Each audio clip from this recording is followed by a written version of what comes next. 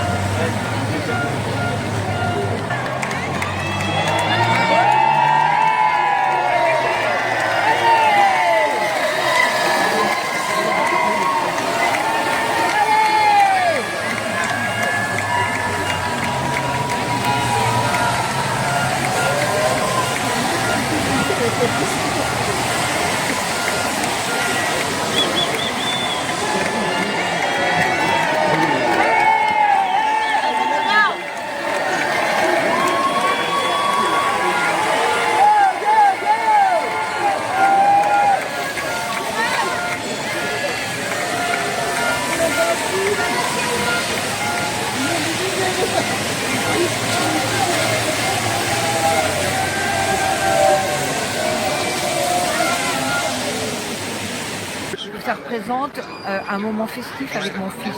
Ça. C'est Donc ça rassemblant. permet Ouais. de sortir de la C'est maison. fédérateur. C'est fédérateur. C'est comme le foot en fait. Vous préférez, Non, vous préférez c'est comme quoi? les Jeux Olympiques. Merci. Ah, tu es en retard, toi. Tu es en retard. Ah, toi aussi, tu es en retard.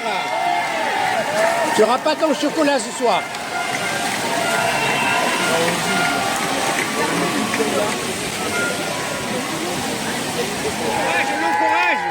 On l'encourage. Merci. Ah, il est un peu fatigué, le pauvre. Hein.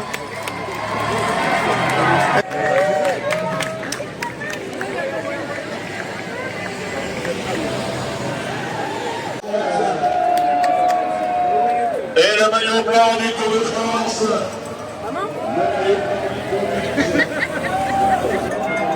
Et alors pour toi, ça représente quoi le Tour de France? Incroyable. Franchement, beaucoup d'énergie chez eux. Beaucoup de respect pour tout ce qu'ils Malgré font. la pluie, tout ça. Hein. Ouais, bah c'est dur, mais ils le font. Ils le font. Je trouve ça sympa parce que moi je fais pas mal de vélo maintenant parce que je m'entraîne pour les triathlons. Et Ah ouais. moi je trouve ça sympa parce qu'ils s'entraînent beaucoup et Et c'est dur avec la, Ouais. sous la pluie, en fait. c'est dur, c'est encore plus dur sous la pluie. Ouais, Et d'accord, l'engouement merci. de tout ça, c'est hyper sympa. Ouais. Une dernière question. Oui. Tu trouves comment une bière à mélanger avec la pluie? Voilà, ça se fait, on essaie d'aller boire le plus vite possible. Quoi.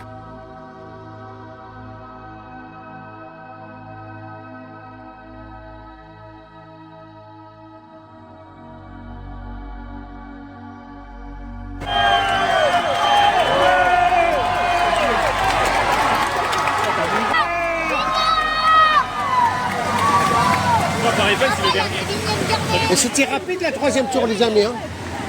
C'est pas normal, ça. Ils vont plus les bougies d'Israël parce que là il n'y a plus rien derrière. Ils vont pas le faire.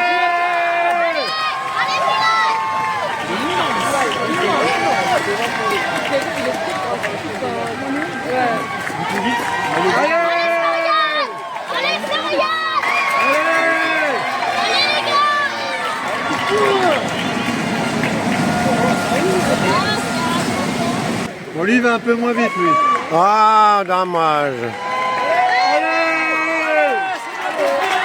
Allez, tu peux la rattraper, vas-y.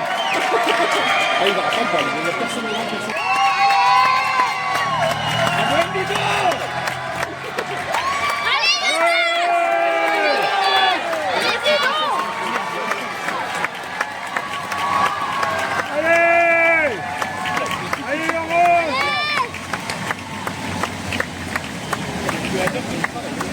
Ça représente pour toi quoi le Tour de France? C'est cochonou. C'est tout? Mais c'est quoi? C'est un moment de... C'est un moment de... de convivialité entre Français. C'est bien ça. Et Oh, voilà. pas Ça que, hein. représente toute la France, pas que Paris. Pas que Paris. Ouais. Merci à toi, merci, merci. Et les trois!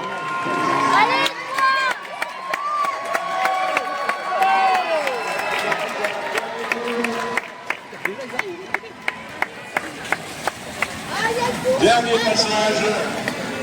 C'est le dernier passage! Le dernier!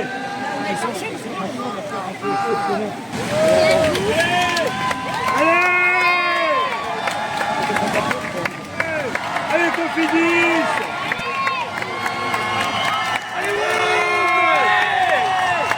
Allez, tenez!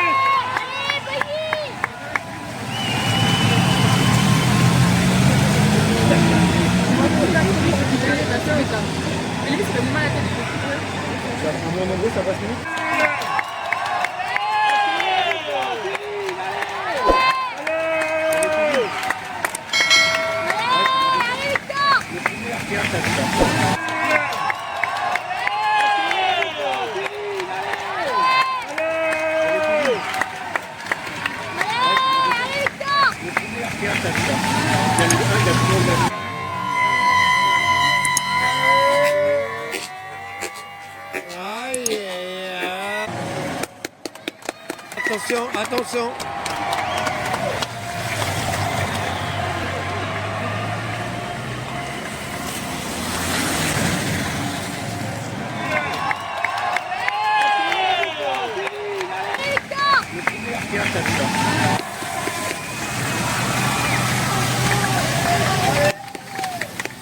Ah, il n'a pas freiné lui.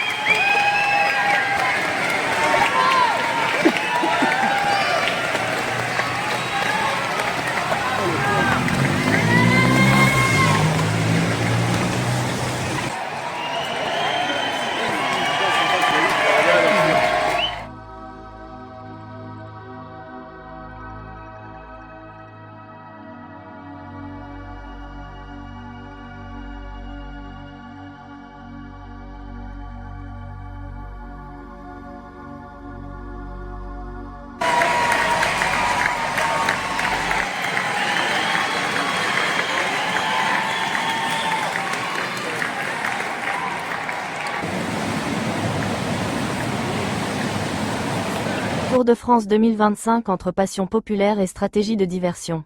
La 21e et dernière étape du Tour de France 2025 s'achève en grande pompe sur les Champs-Élysées, célébrant un demi-siècle de cette arrivée emblématique au cœur de Paris. Après 3 semaines d'efforts intenses, les coureurs fêtent le maillot jaune sous les applaudissements d'un public fervent, massé entre Concorde et Tuileries. Chaque année, cet événement fédère des millions de spectateurs autour d'un même engouement, confirmant le rôle central que joue le sport dans nos sociétés contemporaines. Le sport s'est imposé comme l'un des divertissements les plus puissants, transcendant les générations, les classes sociales et les frontières. Il est omniprésent à la télévision, sur les réseaux sociaux, dans la presse écrite et à la radio. Certaines chaînes y sont même entièrement consacrées. À travers cette diffusion permanente, les compétitions sportives rythment le quotidien d'une grande partie de la population. Cette dynamique contribue à créer un sentiment d'unité, d'appartenance, parfois même d'identité nationale. Mais au-delà de cette ferveur collective se pose une question plus profonde: à quoi sert réellement cette mise en scène permanente? L'histoire nous rappelle que le recours au divertissement populaire comme outil de contrôle social n'est pas nouveau. Dès l'Antiquité romaine, le principe du panem et circenses, du pain et des jeux, visait à maintenir les foules tranquilles en leur offrant du spectacle et de quoi subsister. Le parallèle avec aujourd'hui, bien que différent dans la forme, reste troublant dans le fond. Quand la ferveur sportive occulte la vigilance citoyenne. Dans ce contexte, le Tour de France, comme d'autres grands événements sportifs, peut devenir un outil de diversion massif. Il crée un climat d'euphorie temporaire, apaisant les tensions sociales et détournant l'attention des citoyens des enjeux politiques, économiques et sociaux plus profonds. Pendant que les caméras suivent les coureurs dans les cols alpins, les décisions gouvernementales, les réformes impopulaires ou les lois controversées peuvent passer plus inaperçues. Si le sport est, en soi, une activité noble et bénéfique, sa récupération par des logiques de pouvoir soulève des inquiétudes. Il devient alors un moyen d'endormissement collectif, un écran géant masquant les rouages d'un système qui marginalise les préoccupations citoyennes au profit de l'émotion immédiate. Les grands événements, diffusés presque toute l'année, tendent à occuper tellement d'espace médiatique qu'ils relèguent au second plan l'information essentielle. Pour autant, tout le monde n'est pas dupe. Certains spectateurs conservent une distance critique, appréciant le sport pour ce qu'il est, sans perdre de vue leur rôle de citoyen actif et vigilant. Car le véritable danger ne réside pas dans le sport lui-même, mais dans l'usage excessif qu'on en fait, au détriment de la lucidité démocratique.